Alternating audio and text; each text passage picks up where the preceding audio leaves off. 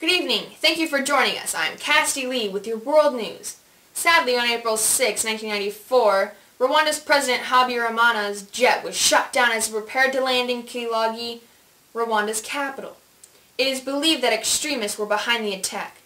BBC News sent a foreign correspondent, Fergal Keane, and his crew down to Rwanda to investigate and shoot some footage of the events happening in Rwanda.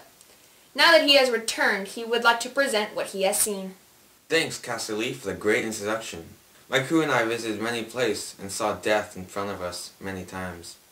By the time we arrived in Byumba, we had passed through several RPF checkpoints and we were relieved that we made it through there without a problem. After eating our dinner, we found out that there was an orphanage just outside of town, so we headed off.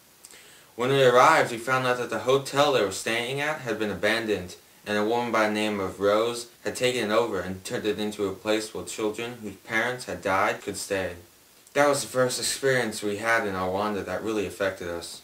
Then we left Byumba because of a massacre we heard about that had killed 3,000 people.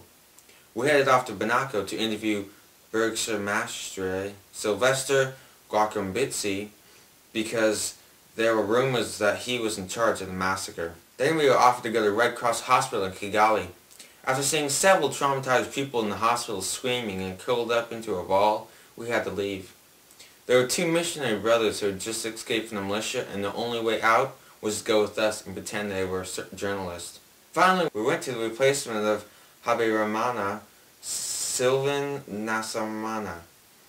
To get an official pass, though, let us through the roadblocks and let us film without trouble.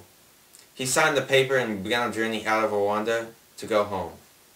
Thanks, Keane, for sharing with us that information from your trip.